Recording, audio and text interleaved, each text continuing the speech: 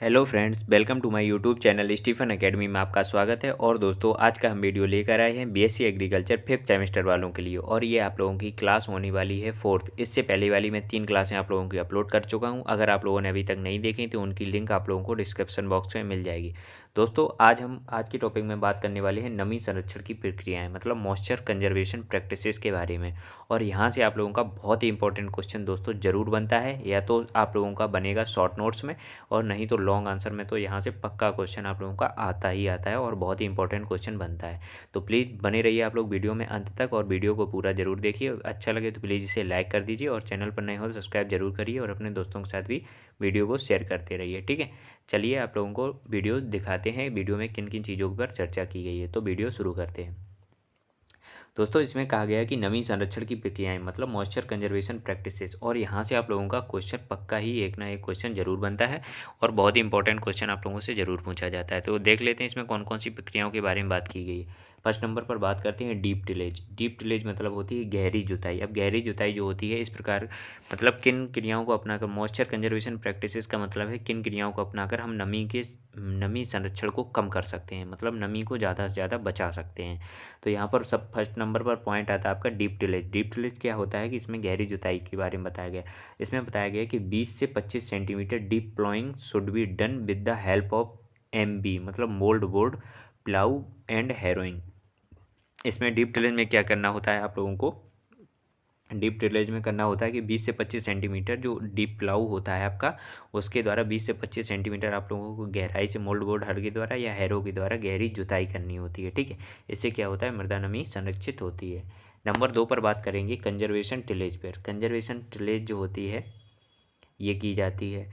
Number तीसरी जो आती है आपकी क्रिया कंपार्टमेंटल बंडिंग। कंपार्टमेंटल बंडिंग क्या होती है, तो खेत में छोटे छोटे भागों में बांट देते हैं जिससे पानी भर जाए। जो खेत होता है हमारा उसको क्या करते हैं, छोटे छोटे टुकड़ों में बांट दिया जाता है, जिससे क्या होता है बरसात के समय में या अन्य समय में जब भी बारिश होती है तो उसमें छोटे छोटे भागों में पानी भर जाता है, जिससे कि खेत को पर्याप्त पानी मिल सकता है। ठीक है, आगे बात करते हैं बेसल लिस्टिंग, बेसिन लिस्टिंग। तो बेसिन लिस्टिंग क्या होती है, इसमें बनाया जाता है कि ढाल के विपरीत गड्ढे खोद देते हैं जिससे पानी भर जाए। तो इसमें क्या किया जाता है, जो हमारा खेत होता है उसमें जो ढाल के विपरीत हम लोग कुछ गड्ढे खोद देते हैं, जिससे क्या होता है उनमें पानी भर जाता है और खेत को पर्याप्त पानी मिल सकता है, और वो एकत्रित हुआ पानी आप लोगों को बाद में फसल के उगाने के काम आता है। आगे जो क्रिया दी गई उसमें बात करते हैं क्रॉप रोटेशन। क्रॉप रोटेशन क्या होता है, फसल चक्र। फसल चक्र को अपना कर भी हम लोग मॉइस्चर कंजर्वेशन की प्रक्रियाएं जो होती हैं वो पूरी कर सकते हैं। आगे बात आती है स्ट्रिप क्रॉपिंग। स्ट्रिप क्रॉपिंग क्या होती है, पट्टीदार खेती। जो पट्टीदार खेती मतलब की जाती है पट्टियों पर। स्ट्रिप मतलब क्या होता है, पट्टियों पर जो खेती की जाती है उसे स्ट्रिप क्रॉपिंग कहते हैं। ठीक है,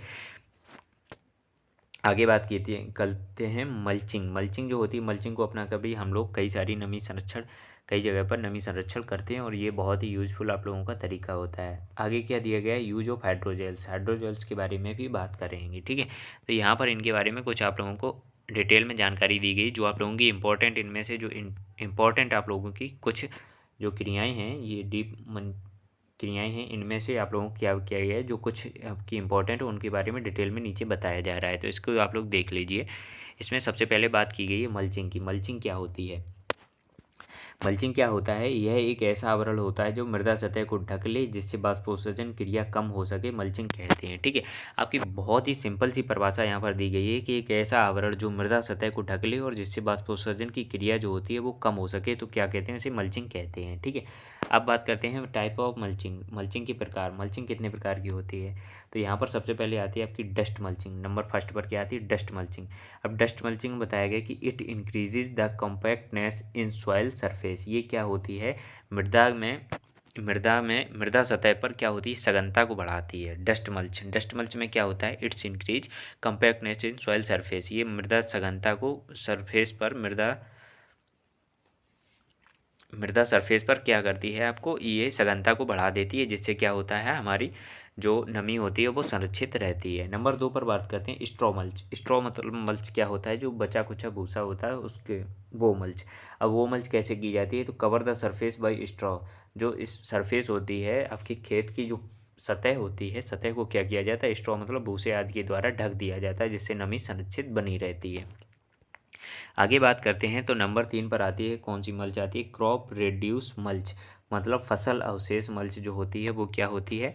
तो इसमें बताया गया कि straw of pigeon pea, chickpea and moong bean. तो यहाँ पे बताया गया कि जो क्रॉप रिड्यूस मल्च होती है इसमें क्या किया जाता है, जो मृदा सतह होती है, मृदा सतह खेत की जो ऊपरी परत होती है, तो परत पर क्या किया जाता है, पिजन पी जो अरहर का बचा हुआ भूसा, अरहर का बचा हुआ भूसा रेड्यूस जो होता है, और चिकपी मतलब जो चने का होता है, मूंग बीन और मूंग आदि का जो बचा हुआ पौधे होते हैं या भूसा आदि होता है, ये सब क्या किया जाता है, परत बनाकर ढक दिया जाता है पौधों पर, जिससे कि क्या होती है, नमी संरक्षित बनी रहती है।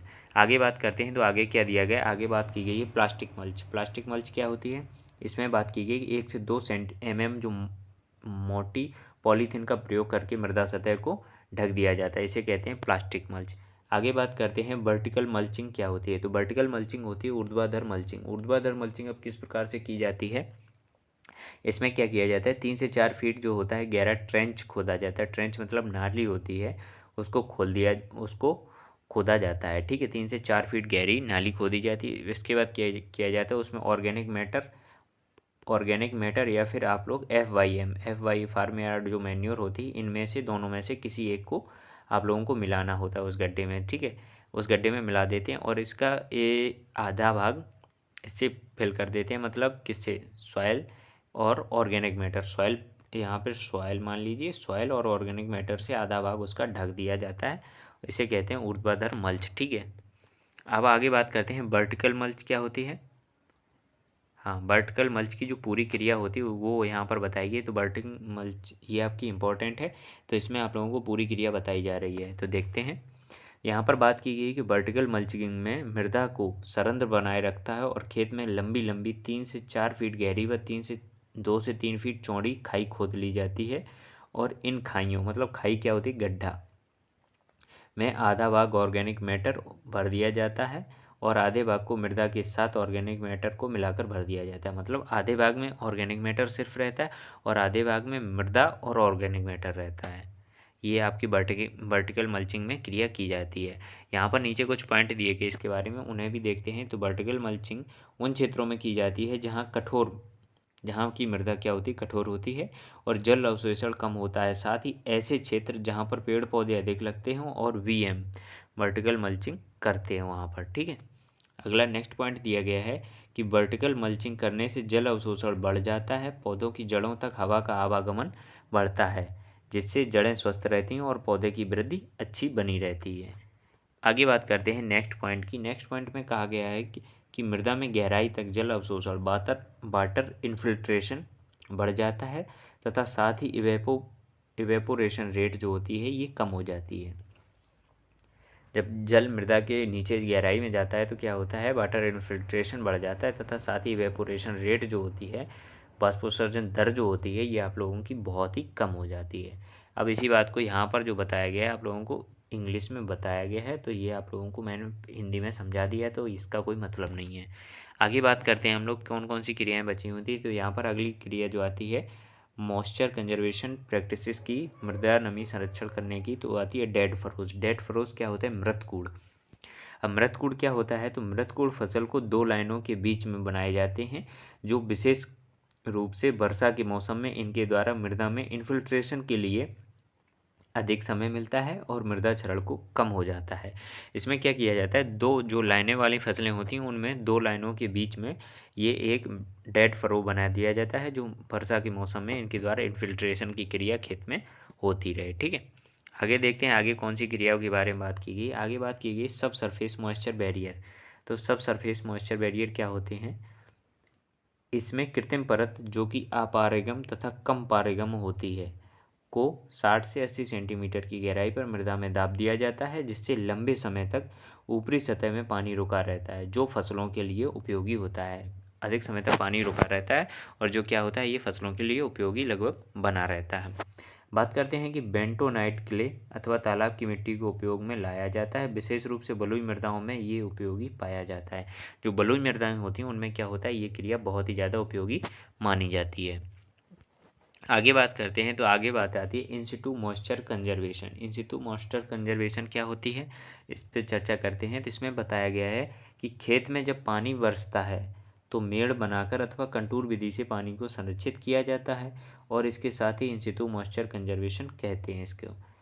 इसके लिए विभिन्न तरीकों को अपनाया जाता है। अब इन सितु मॉइस्चर कंजर्वेशन के अंतर्गत भी आप लोगों की कुछ क्रियाएं दी गई हैं, उनको भी देखते हैं। उसमें भी बताया गया है कि मृदा नमी को किस प्रकार संरक्षित कर सकते हैं।